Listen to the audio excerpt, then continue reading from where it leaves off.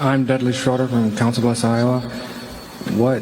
When you were younger, what first sparked your interest in investing, and what advice would you give a younger person if they wanted to invest in the stock market? Thank you. Well, I'm not exactly. I got interested probably when I was maybe 7 or thereabouts. I wasted my time before that. It's a little like W.C. Fields.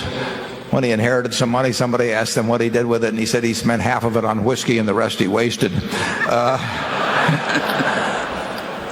So there I was, dawdling around. But I got into, my dad was in the business, so I would go down to his office and I would see these interesting books, and I would read them, and I would go down. He was on the 4th floor of what's now known as the Omaha building at 17th and Farnham, and on the 2nd floor was Harris Supplement Company, and they had a board, and I would go down there.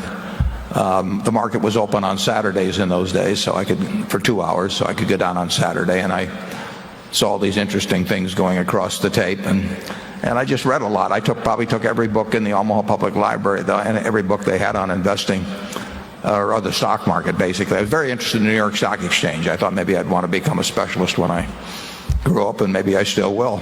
But I took all the books out, I read them, and finally when I was 11, I bought 3 shares of stock, and I didn't know. I was fascinated by the subject. My dad got elected to Congress, so now the library became even bigger, and I took all the books I could out of there on markets, and I used to chart and do all that sort of thing.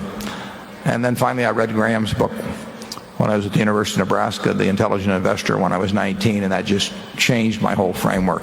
But the advice I would give is to read everything in sight, and to start very young. It's a huge advantage in almost any field to start young, and if that's where your interest lies, and you start young and you read a lot, you're going to do well. I mean, there are no secrets in this business that only the priesthood knows. I mean, we do not go into temples and look at tablets that are only available to those who have passed earlier tests or anything. It's all out there in black and white. It's a simple business.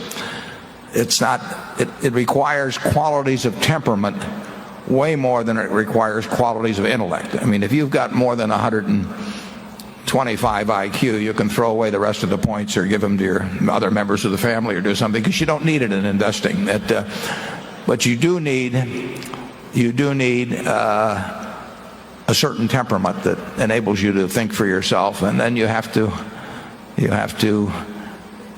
develop a framework, and I developed it from reading Ben Graham. I didn't come up with it myself. Very simple framework. And then you have to look for opportunities that fit within that framework as you go through life, and you can't do something every day. You can learn every day, but you can't act every day. And I talked about reading the annual reports of Anheuser-Busch for 25 years, but I'd read the reports of Coca-Cola and Gillette and all kinds of companies long before we invested in them. And if you enjoy the game, you'll find that like playing bridge or playing baseball or whatever. And if you don't enjoy it, you probably won't do well on it. But I would advise you to start early, read everything in sight, look for the successful framework that's been successful for people. And there's nothing like Graham's, in my view. And you'll have a lot of fun, and you'll probably make a lot of money. Charlie? Well, I'm at a little disadvantage here. Warren has made himself into kind of a dean of investors, starting as a boy, and he has a greater respect for the process than I do. I have a good bit of Keynes's attitude that money management is sort of a low calling compared to being a surgeon or a lot of other things. I think the corporate types, the corporate managers, ought to study investing better because they'd be better managers. And I think that everyone who thinks about through the investment process learns more about how the world really works. And I think that's very worth having. But I do not like as big a percentage of GDP as we now have going to money management and its attendant frictions, and I don't like the percentage of the nation's brain power that is now in all of these different forms of highly compensated money management. I don't think it's a good thing for the country, and I hate the fact that we've contributed to it by our own predilections. Charlie is only sitting up here next to me as part of his outreach program, actually. Please don't take any pictures that you could blackmail him with being associated with me. Charlie made a very good point there about how managers could do better if they understood investments. I find it absolutely fascinating, and I've seen this throughout my life. I've seen it close up. I will have friends who are CEOs of companies, and they'll have somebody else handle their money. If you say to them, should you buy Coca-Cola or Gillette or something like that, they'll say, that's much too tough.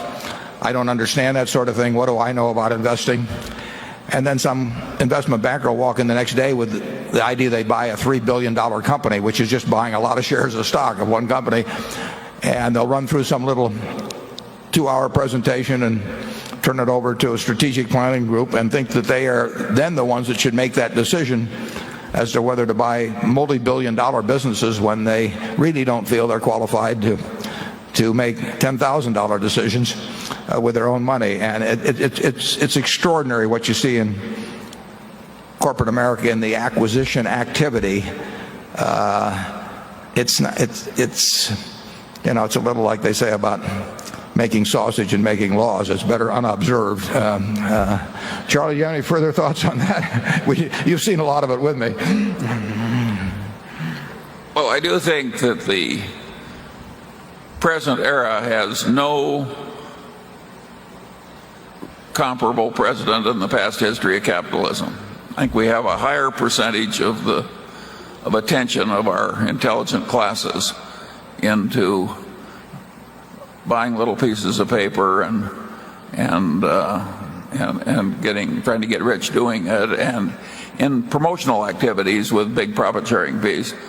I can recall no past era which had a similar concentration of this type of activity. Can you, Warren? No, but I think you would say probably too that when we've seen sort of baby versions of this, something subsequently happened that oh yes, if you want to talk about what are the future implications, a lot that I see now kind of reminds me of Sodom and Gomorrah. And we weren't there, incidentally. I mean, no, but there's a published account, and I think when you get as much sort of regrettable activity going on and sort of feeding on itself in frenzies of envy and imitation, that it has happened in the past that there came bad consequences. On that cheery note, we'll move to number 5.